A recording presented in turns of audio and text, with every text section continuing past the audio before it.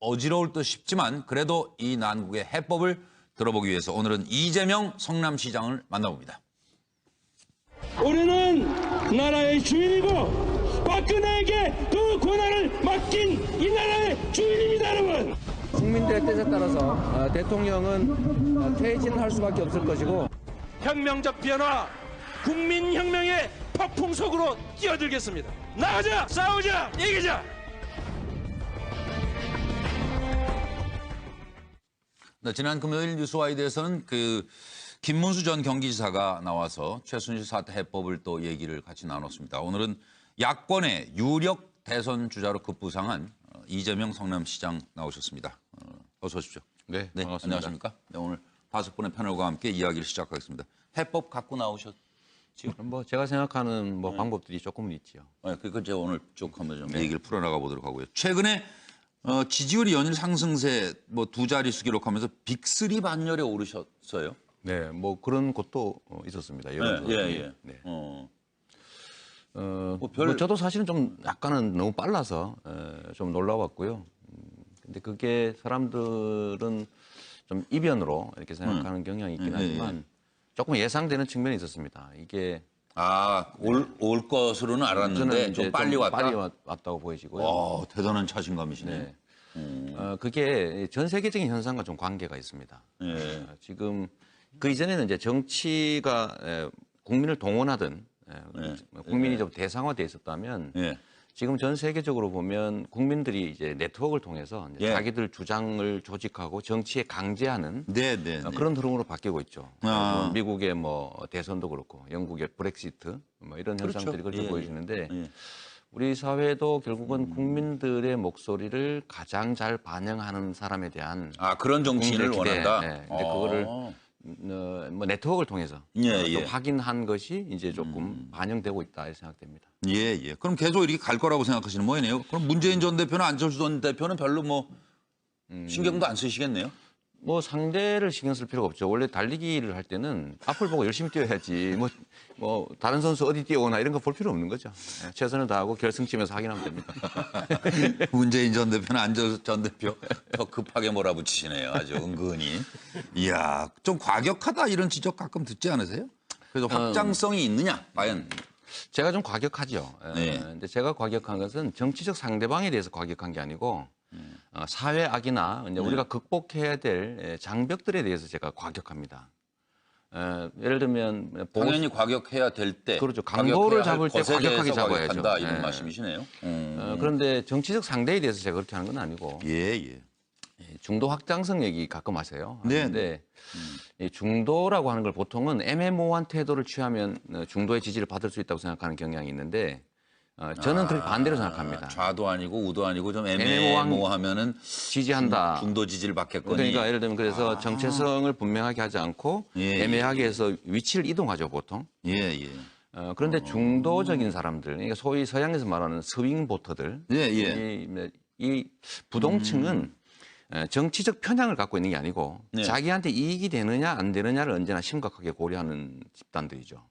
자기한테 이익이 된다면 하는 건데. 그런데 우리 사회에 보면 보수는 부패하긴 한데 유능하다.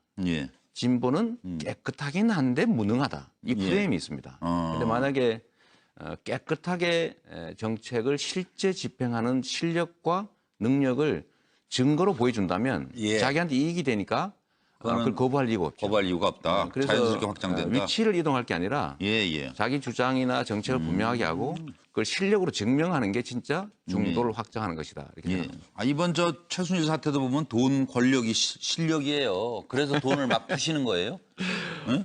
복지 악마 이런 얘기 들어가면서? 그러게요. 부자한테 복지 악마, 포퓰리스트 이렇게 말씀하시는 무상산후조리원에다가 청년수당에다가 무상교복까지 다 성남시로 이사 가야 될 것 같아요. 근데 제가 분명히 말씀드리는데 저희가 이걸 증세를 하거나 또는 빚을 내거나 정부의 지원을 받거나 한 게 아니고 똑같은 세금을 예산 낭비, 부정부패 없애고 탈루된 세금 철저히 관리해서 그걸로 주민들의 복지를 확대하고 있거든요.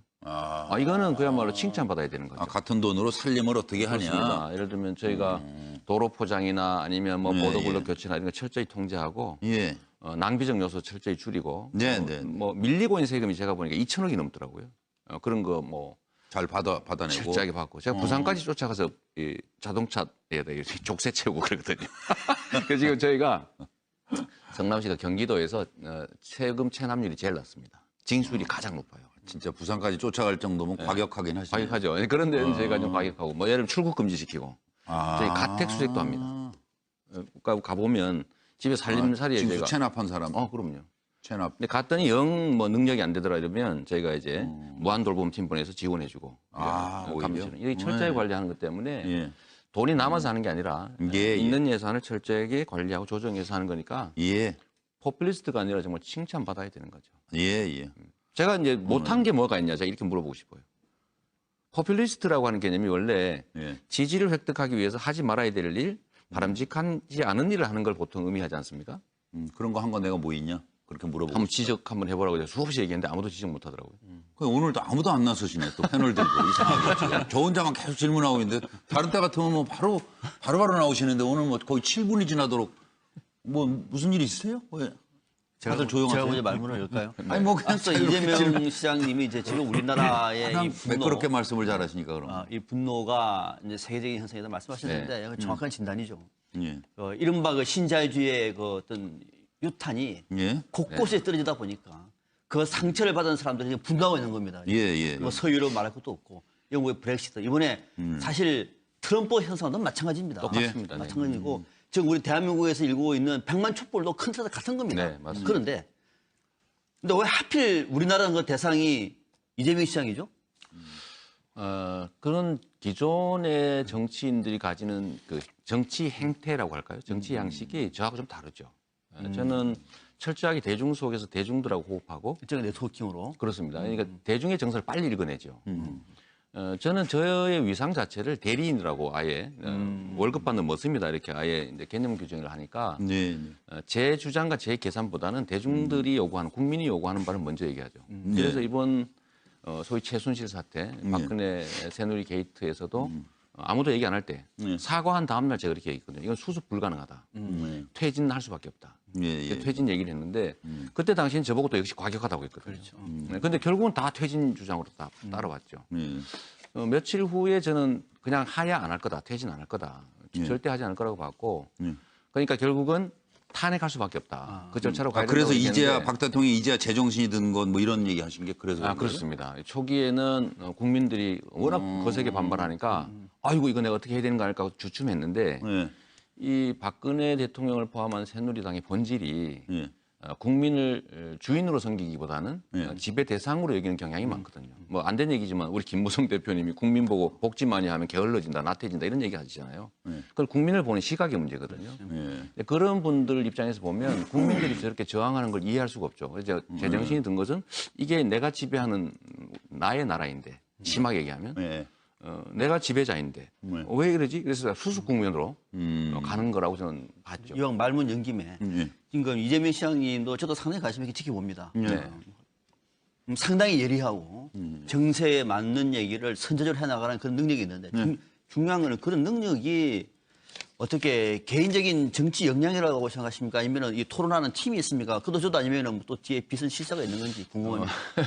비선 실세는 저희 집사람 정도 있고요. 그렇군요. 네. 정도 있고. 비선 관리를 잘 하셔야 돼요. 제 집사람한테 정말 잘합니다. 비선이 문제 커요 일으키면. 근데 저희는 이제 참모진들이 있죠. 그렇군요. 이제 가능한 의견을 좀 많이 듣는 편이고 제가 제일 많이 의존하는 데는 사실은 네트워크들입니다. 제가 이제 뭐 트위터, 페이스북 이런 데 댓글들이나 의견 또 쪽지 엄청나게 많이 오고요. 예. 그 속에 그러니까 국민 대중들이 저희 제일 큰 참모죠. 예. 예를 들면 제가 무슨 꼭지 이런 걸 만들 때 저희가 입장을 내거나 성명을 내거나 뭐 글을 쓸 때도 사실 언론이 인용하기 좋은 딱 꼭지를 만들어야 되잖아요. 그건 거의 국민들 여러분들 우리 친구들이 준 쪽지들입니다. 네. 그러니까 공감도가 높아지죠. 예. 송광 본부장님. 그러니까 대중 정서를 이번에도 확실히 제일 먼저 읽으신 것 같아요. 다른 야당 지도자들이 좀 더 우왕좌왕할 때 바로 탄핵하야 딱 나가서 그런 선명성 때문에 그 다른 뭐 기초단체장임에도 불구하고 다른 강력단체장하고는 위치가 좀 다르죠. 그 뭐 신예인데 많은 제약이 있는데 됐단 말이에요. 그 선명성을 읽고 대중 정서를 읽었는데 이것이 그 최순실 게이트의 한복판으로 들어가신 계기가 됐죠. 네, 그러니까 들어가니까는 그때부터는 시장님께서는 주로 그 광장 정치, SNS 정치 네. 여기에 좀 올인을 하고 계시단 말이에요. 원래 그랬으니까 올인하는 건 아니죠. 원래 그런데 그랬거든요. 이번에 그 일정을 보면은 그 내일 강주 가시죠. 4일 날 부산, 5일 날 창원, 11일 강원도, 16일 대구 이렇게 계속 지방을 가시는데 그렇다면 이것이 그 단체장이란 이 지위를 어떤 대선을 위한 그리고 대선 행보네요 거의. 그 대선 행보 그걸 지적하시는 거죠 지금. 뭐 물론 이 비용 같은 거야 뭐 시 돈을 안 쓰시겠지만은 어쨌든 뭐 시정에도 차질이 있을 것이고 이 지위 자체를 이용하는 그 문제 그 문제 하나하고 또 다른 것은 이렇게 하시면은 그 사회 그 대통령은 만약에 대통령이 되면은 아까 중도 확장 말씀을 하셨지만은 대통령이 되면은 여러 가지 사회 갈등이 일어납니다. 보수와 진보 사이에도 일어나고 또 뭐 여러 가지 이해관계가 얽힌 거 조정을 해야 되는데 그런 부분에 대해서는 조금 지금 현재까지는 그런 그 어떤 능력 이런 것이 좀 보이지 않는다. 우선 첫째로는 이제 성남시정을 이제 다른 쪽에 알리는 홍보 측면에서는 사실 강연은 되게 유용합니다. 뭐 그 말씀 하나 드리고 싶고 정치라고 하는 게 맨날 사인만 하고 있는 게 행정은 아니거든요. 성남시의 시정 성과를 알리고 성남시 위상이 올라가게 하는 거. 지금 성남시를 대개는 광역시로 오해하는 분들이 많으신데 사실 그런 이제 성과라고 할 수 있죠. 지금 인구가 얼마죠? 저희 100만 정도 됩니다. 100만이면 뭐 수원 정도 규모? 수원보다 적죠. 네. 수원보다 오히려 적다. 네, 20만이 적은데 인구수는 오히려 적네. 대개 광역시로 오인할 정도 성남시 위상은 올라간 거죠. 소위 도시 브랜드 가치라고 하는 거죠. 홍보를 잘하시고. 그 점은 하나 있고요. 예. 또 한 가지는 제가 시정을 하는데 이미 한 6년 정도가 돼서 상당히 체계화되어 있기 때문에 저는 선장이거든요. 물론 전에는 초기에는 워낙 엉망진창이라 제가 이렇게 뭐 조타실도 들어가 보고 무슨 뭐 식당 칸도 들어가고 진칸도 들어가 보고 했는데 지금 다 정비가 돼서 지도 가지고 방향만 정확히 정하면 잘 운행됩니다. 정권 본부장님 얘기는 뭐 그냥 깨놓고 얘기하면 기초단체장 하다가 어떻게 대통령 꿈을 꾸냐 그거 아니에요. 그러니까 뭐 인구 그까지는 100만. 아니고요. 네, 그러니까 그까지는 아니고. 지적 일리가 있으신데 그러니까 시정에 혹시 뭐 누수가 발생하지 않느냐 하는 건데 아무 지장이 없어요. 제가 뭐 하다못해 제가 다니면서도 제가 SNS로 들어오는 또는 뭐 민원이나 이런 거 다 처리하고 있으니까 어느 주민도 저희한테 왜 시정이 엉망이냐 소리 하지 않고 있거든요. 그 현실이 증명하니까 걱정 안 하셔도 될 것 같고 두 번째는 소규모 단체를 맡고 있었기 때문에 경륜이나 이런 것 측면에서 갈등 조정 능력이 있겠느냐 하시잖아요. 네, 그 질문. 이게 지금 제일 중요한데 민주사회는 각자 자기 주장을 내세우고 그걸 합리적으로 잘 조정하는 게 역량이고 이제 정치가 해야 될 의무인데 우리 성남시를 보시면 실제로는 가능하면 이쪽 2번 이쪽으로 시선을 돌리면 성남시를 보시면 것 같아요. 이 앞에 카메라로. 시장시를 완전히 개방하고도 실제로는 아무 문제 없이 운영되고 있어요. 아 완전 개방이에요? 완전 지금은 뭐 아무 때나 들어와서 인증샷 하고 가죠. 제가 회의하고 이럴 때도 전혀 지장 없습니다. 이건 갈등을 해소했기 때문에 가능하죠. 열린 공간으로 투명하게. 그다음에 예를 들면 우리 성남시의 뭐 보훈 안보 단체 또는 뭐 노인 단체 이런 것이 성남시정에 대해서 매우 우호적이에요. 아 그러니까 그게 성남시 규모 정도 되니까 그렇지 이제 대권 뭐 예를 들어서 대통령으로서는 그게 뭐 청와대 들어와서 사진 찍고 가게 할 수도 없고. 그러니까 이걸 한번 보시면 예를 들면요, 소위 이제 과거에 고위직을 지낸 사회적으로 유명한 이런 과거의 경력이 대개는 사람들은 도움이 된다고 생각하지 않습니까? 그런데 그렇죠. 이게 세상이 바뀌었어요. 어떻게 바뀌었냐면 지금은 과거에 무슨 경력을 가졌냐라는 게 중요한 게 아니라 그 경력과 지위와 권한을 가지고 무엇을 했느냐. 이 실적을 중시하는 시대가 됐습니다. 네, 제가 이제 그 트집 잡으려고. 그 점에서는 제가 성남시 실적은 확실하게 제가 증명하고 있죠. 최순실 정국 해법으로 좀 얘기를 옮겨가야 될 것 제가 같아요. 트집 잡으려고 드리는 말씀이 아니라 안철수 의원이 초창기에 풀장에서 수영 잘하면 바다에 나가서 수영 잘한다고 했거든요. 근데 막상 바다에 나가보니까 수영을 잘 못했잖아요. 네. 그래서 상당히 애로사항을 많이 느꼈잖아요. 근데 우리 국민들이 보기에는 일단 이제 성남시장께서도 훌륭하신데 잘하시는데 좀 연령적으로 편포돼 있다. 그게 그리고 이제 그 네트워크 상에서도 오프라인 상에 있어서는 그 고연령층, 중년층, 이 산업화를 이끌었던 이런 분들을 대해서 어떻게 보면 좀 죄악시하는 그런 반민주 세력으로 매도하는 듯한 그런 좀 과격한 그런 그 너무나 진보 성향에 편포돼 있는 연령층에 편포돼 있는 그런 문제와 우려하고 더불어서 결국에 미지의 세계. 외교 안보 능력. 대통령이 되면 외교 안보 성남시장으로서는 전혀 그 접하지 않은 외교 안보에 관한 정책도 컨트롤을 하셔야 되잖아요. 선정으로서. 뭐 그 이런 것도 부분에 한번 대한 우려가 좀 있죠. 뭐 외교안보 정책 말씀을 하시니까 그러는데 지금 예를 들면 지금 미국, 일본을 중심한 해양 세력과 대륙 세력들이 지금 충돌을 빚고 있는데 그때 사실은 우리 그 중간에 끼어 있는 반도 입장에서는 정말로 균형 외교를 해야 됩니다. 그야말로 이쪽 붙었다 저쪽 붙었다가 이 널뛰기 외교를 하게 되면 결국 남는 건 아무것도 없거든요. 제가 그 점에서는 제가 확신할 수 있습니다. 현재 이런 널뛰기 외교, 줏대 없는 외교, 비자주적 외교 이런 것들을 교정하고 중심을 명확하게 잡고 예를 들면 미국에서 얻을 것은 중국 핑계를 대고 중국으로부터 막아야 될 건 미국 핑계를 댄다든지 이런 식으로 사실은 이 현재의 위치를 그렇습니다. 한반도예요. 거기에는 능력도 필요하고 의지가 필요합니다. 의지. 의지가 제일 중요하죠. 근데 정부의 외교 안보 정책 밀실 정책이다 이런 또 비판하셨대요. 밀실에서 실체하고 있지 않습니까?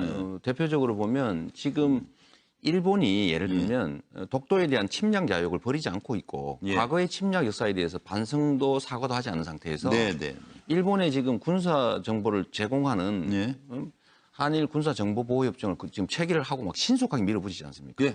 이런 것들이라든지 또는 미국이 주한미군 철수하겠다 아니면 뭐 방위비를 다 내라 이게 뭐 주한미군이 대한민국만을 위해서 와 있는 건 아니고 분명히 자신들의 세계 전략을 위해서 한반도를 이용하는 측면이 분명히 있는데 그 돈을 100% 우리나라 내지 않으면 철수하겠다 이럴 때 사실 당신들의 이익만큼 당신들이 부담해라고 얘기할 수 있어야 됩니다.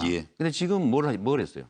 당선되자마자 그냥 무슨 사절단 유례 없는 사절단을 보내서 저자세를 취하니까 지금부터는 뜯기는 것밖에 없어요. 근데 한일 군사 보호 협정에 관한 문제도요.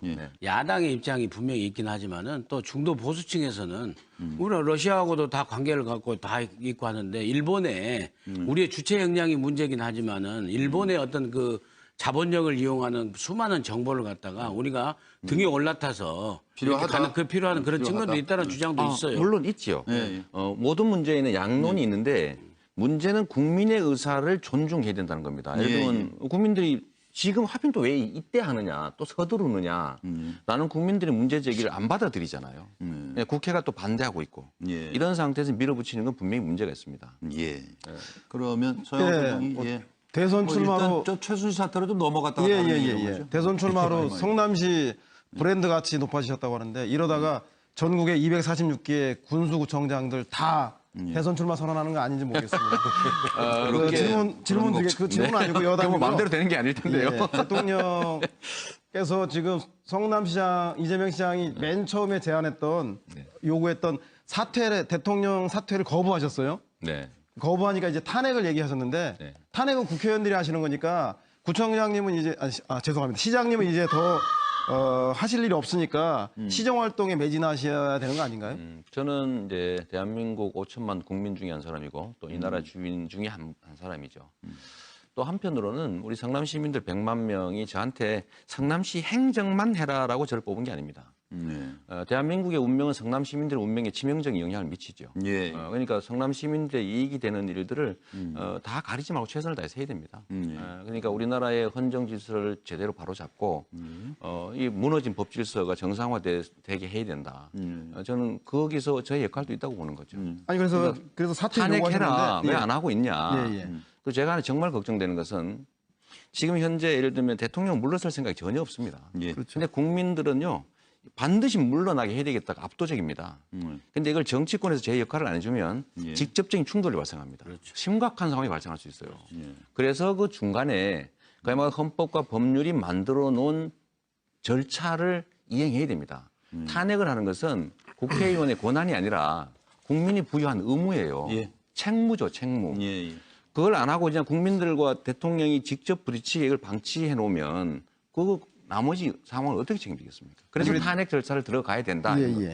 그래서 제 질문은 그래서 사퇴를 주장하는 거는 촛불 들고 나가서 시민의 한 사람으로서 시장님으로서 하셨는데 이제 탄핵을 주장하셨으니까 탄핵은 국민의 의무를 부여받은 국회의원들이 해야 되는 거 아닙니까? 국회의원들이 탄핵 절차에 들어가면 시장님이 이제 시정 활동에 주력하시는 게 맞는 게 아니냐. 제 질문은 그거였습니다. 탄핵 절차에 들어가면 또 시민의 한 사람으로서 국민의 한 사람으로서 그게 가능하도록 여론을 또 뭐 이렇게 여론에 참여하고 뭐 그런 것도 필요하죠. 그러면 그 탄핵 거기서 그냥 다 되면 좋겠는데 탄핵 될 때까지 그러면 계속 촛불 시위하시는 건 좋은데 야당의 유력한 대선 주자 한 사람으로서 그 탄핵까지 실질적인 시간이 한 8개월 이상 소요될 거란 말입니다. 국회에서의 탄핵 소추부터 헌재 판결까지. 그럼 8개월 동안 책임 있는 야당의 대선 주자로서 전국을 안정시키면 국민들에 대한 수습책은 뭐라고 좀 생각하시는지요? 결국은 대통령의 결단이 남아 있겠죠. 그런데 뭐 지금까지 봐서는 과거의 경험도 그랬고 우리 역사에 한 번도 반헌법적 행위를 하고 제대로 책임진 사례가 없습니다. 그리고 대개는 정치적으로 시간이 지나면 유야무야 적당한 선에서 덮고 넘어갔죠. 이 경험들이 쌓이다 보니까 현재의 대통령과 집권 세력은 그걸 믿고 있습니다. 시간이 해결해 줄 것이다. 그래서 자진 사퇴를 못하겠고 필요하면 탄핵해라라고 하는 게 사실 그 얘기죠. 그런데 그 실질적 해법이 뭐냐? 실질적으로는 지금 현재 이 혼란과 위기를 탄핵을 했을 경우 또는 뭐 예를 들면 대통령 권한이 중지됐을 경우에 더 나빠질 거냐 아니면은 차라리 나아질 거냐라는 점을 판단해 볼 때 저는 현재 상황이 훨씬 더 위험하다고 보는 거예요. 예를 들면 이 국제관계가 얼마나 복잡하고 지금 역동적이고 그렇습니까? 근데 여기서 지금 하는 걸 보면 전혀 판단이 안 선 상태에서 마구 안 된 말로 저지르고 있거든요. 국내 관계도 마찬가지입니다. 무책임하게 지금 아니 본인이 범죄를 저지른 주범임이 사실상 거의 드러난 상태에서 수사받겠다는 약속 어기고 아무것도 안 한 상태에서 어디 LCT 저거 문제 있는 것 같으니까 수사해라. 이거 사실 물타기에다가 사실은 일종의 보복 같은 거거든요. 국민들이 그걸 모를 리가 없지 않습니까? 더 화가 나게 돼 있는데 이런 식으로 국내 상황이 점점 나빠질 거기 때문에 거국 중립 내각을 만들든 뭐 국민 내각을 만들든 그런 중립적인 내각을 만들어 가야겠지만 그것도 역시 대통령이 동의할 리가 없습니다. 본인이 사퇴가 아니라 대통령으로서 지위를 인정해주고 임기를 보장해 준다면 거기에 동의하겠지만 뭐 자기에 대한 공격이 계속될 거라는 전제하에서 야당이 추천하는 총리를 받아들일 이유가 없죠. 그러니까 야당은 최악의 경우를 대비한 뭐 중립 내각이든 거국 중립 내각이든 준비를 하되 신속하게 최대한 빨리 이 사태를 종결짓기 위해서는 탄핵 절차를 빨리 서두르는 게 좋습니다. 시간만 버리는 거예요. 누가 자꾸 그러던데 아니 하야 투쟁을 하다가 그만두면 좋은데 시간 많이 걸리고 가능성 적은 탄핵을 왜 하느냐 이런 사람들이 있더라고요. 그러면 퇴진 투쟁을 하면 퇴진합니까? 안 되면 그때 가서 탄핵 절차 시작하면 더 혼란과 위기만 더 길어지겠죠. 그러니까 동시에 해야 된다. 그러니까 두 트랙으로 동시에 가자. 오늘 이재명 시장이 이렇게 말씀하신 걸 제가 이렇게 보면서 야 문재인 전 대표는 안철수 전 대표가 참 오금이 저리겠다. 왜냐하니까 안철수 전 대표나 문재인 전 대표 같은 경우는 좀 뭐랄까 조금 말씀하시면 조금 모호한 측면이 있는데 제가 들어보면 저 이재명 시장 말씀 중에 한 반은 제가 동의하지 못하겠어요. 그러나 그럼에도 불구하고 뭐 자기 주관이 뚜렷하다는 게 굉장히 좋은 것이고 또 보면 또 문재인, 안철수 두 분이 생각할 때 박원순 시장까지 또 이재명 시장 굉장히 괘씸하게 했어요. 왜냐하니까 아니 퇴진하자. 처음에 뭐라고 그러셨어요? 박근혜 퇴진하고 박근혜 구속시키겠다고 그랬어요. 그렇죠? 근데 와 그래서 뒤에서 이재명 나가니까 우리도 와 따라 나갔어요. 갑자기 다 갔더니 이쪽을 쓱 옮겨갖고 탄핵하자고 그래요. 탄핵 얘기는 최근에 보니까 새누리당 쪽에서 할 테면 해봐. 청와대 할 테면 해봐. 그러니 이 문재인, 안철수 특히 좀 그럴 것 같고 특히 더불어민주당 소속해 있는 더불어민주당에서는 16일부터 이제 국민주권운동본부 발족하지 않았습니까? 그래서 어떻게 보면 시민사회단체, 지역, 당 연계해서 뭐 하려는데 또 보면은 이재명 시장은 쓱 빠져갖고 탄핵으로 가자는 거예요. 근데 그런 거 보면은 뭐랄까 뒷사람들이 좀 따라 뭐 뒤쫓아오게 되고 뭐 이재명 시장은 혼자서 지지율은 잠깐 올라가고 기분 나쁘겠죠. 그분들이 기분 나쁜 거는 뭐 이해합니다. 이해하는데 제가 보기 기분 나쁘시지 않을 거예요. 그럴까요? 그러면 됐고요. 그러면 저를 따라온 게 아니라 국민을 따라온 것이거든요. 이 좀 보면 너무 자신감이 지나치세요. 근데 말난 김에 아까 보니까 저 말씀 중에 이런 게 있잖아요. 보면 이게 말 탄핵이라는 그런 제도의 절차가 아니라 그야말로 힘대임, 강대강으로 부닥치면은 정말 더 안 좋은 일이 있을 수 있다. 심각한 일이 벌어질 수 있어요. 그래서 저는 최근에 오늘 핫 이슈가 되고 있는 추미애 대표님의 그 계엄령 발언에 대해서 어떻게 생각하시는지 첫 번째 질문 던지고 싶어요. 뭐 저는 그 얘기는 안 하셨으면 어땠을까 그런 생각합니다. 아니 같은 법률가시잖아요. 또 우리 이 시장님도 법문 변호사. 아니 뭐 법률의 문제는 아니고 법률의 문제는 아니죠. 근데 그럼 상식의 문제인데 추미애 대표님이 그것도 우정 그 말씀을 하시고 그 근거로서 그런 정보가 돈다. 또 오후쯤 되니까 그 정보를 갖다 아까 우리 이 시장님 그토록 좋아하시는 SNS에서 보셨다는 이런 거 갖다 슬쩍 당에 보면 대변인 등을 통해서 얘기하시길래 예. 같은 그런 어떤 그 부분에 대한 입장 그럼 저는 입장을 뭐, 좀 듣고 시장님 말씀 지금 주시죠. 어쨌든 국민들이 매우 불안하고 예. 또 혼란스럽고 어쨌든 어떤 형태로든지 수습해 가야 될 국면인데 그 말씀은 뭐 여러 가지 생각이 있어서 하신 말씀이겠지만 저한테도 사실 그런 얘기 좀 하라는 요구가 많았어요. 그래요? 왜냐하면 이제 선제적으로 제압하자 그런 뜻입니다. 네. 무슨 짓을 할지도 모르는 분들이기 때문에 너무 걱정하시는 거 아니에요? 그렇죠. 그러니까 아니 이게 아니라 상대방을 너무 뭐랄까 이른바 악마 집단 같이 놓고 저런 사람들은 무슨 짓을 할지 모르니까 우리가 선제적으로 이른바 예방주사 놓기 위해서 계엄령 할지도 모른다. 그런 주장을 저한테 하는 사람들이 있었어요. 그 누구한테 이제 이 시장이 뭐를 하라 그랬죠. 네, 근데 저는 안 하셨죠. 안 했죠. 네, 왜냐하면 그게 문제 해결에 도움이 되는 게 아니라 문제를 좀 악화시킬 오히려 수 갈등을 있다는 증폭시키죠. 그런 생각을 저는 했습니다. 예, 또 하나 두 번째 여쭤보고 싶은 것은 오늘 마침 보니까 제가 이제 그래도 시장님 모시고 이렇게 얘기하는데 좀 세게 한번 좀 모셔야 될 거 아니에요? 네, 감사합니다. 그러니까 한일 군사정보 보호협정에 대해서 말씀드리려고 했는데 그건 아까 우리 네. 민영삼 원장께서 해주셨으니까 생략하고요. 마침 오늘 또 외교 문제와 관련해서 보니까 어제 그저께죠. 유엔 제3위원회에서 북한 인권 결연이 12년 연속으로 네, 채택이 됐어요. 그렇죠. 예. 근데 뭐 요즘 얼마 전에 요즘 까맣게 입고 계십니다만 한 달여 전에 그 당시 보면 우리 송민순 네, 뭐 그런 당시 얘기 있었죠. 네. 그래서 참여정부 시절에 뭐 장관실에서 찬성이냐 반대냐 기권이냐 뭐. 뭐저 빙하는 움직인다. 거기에서 이제 문재인 당시 이제 비서실장과 송민순 그 외교부 장관 간에 진실 게임이 벌어졌잖아요. 그래서 저는 뭐 그걸 다투자는 건 아니고 지금 유엔 제3위원회에서 지금 12년째 계속 채택되고 있는 북한 인권 결의안에 대해서 우리 이재명 시장님은 어떤 시각을 갖고 계시고 또 만약에 집권하시게 된다면은 그걸 어떻게 처리하실 것인지.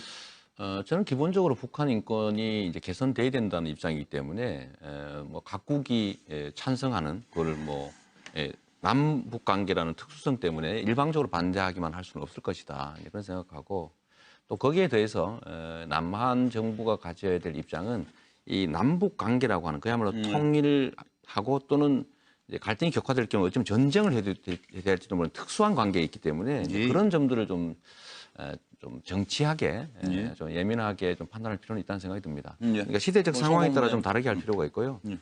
아까 그 말씀 송민순 해고록 관련해서 그때 당시에 벌어졌던 혼란 앞으로도 또 계속될 수도 있는데 저는 그 문제는 이렇게 정리하는 게 맞다고 봅니다. 남북이 정상회담을 하고 총리회담을 하기 위해서 현장에서 만나고 있는 그 상태에서 유엔 결의안, 인권 결의안을 해서 북한에 어쨌든 북한으로 보면 기분 나쁠 수 있는 그런 결의안이 상정이 되면 사실 그때 상태에서는 저는 기권하는 게 아주 적절한 포지션이 있다고 봅니다. 그리고 그런 기권 결정을 할 때 잘 얘기되고 있는 상태이고 상대의 주요한 현안이고 우리도 거기에 어떤 입장을 내야 되는 상황이니까 의견이 어떤지를 조회하는 게 정상이에요. 그런데 이게 극단적으로 대립하고 갈등하는 상황이라면 물어보는 게 이상한 거죠. 그래서 그때는 저는 이렇게 처리됐으면 좋았겠다. 그때는 상황이 다르다 지금과. 지금의 기준으로 말하지 말라. 그리고 뭐 찬성을 했는지 반대를 했는지 개인적인 의견들은 이건 보완 사항이다.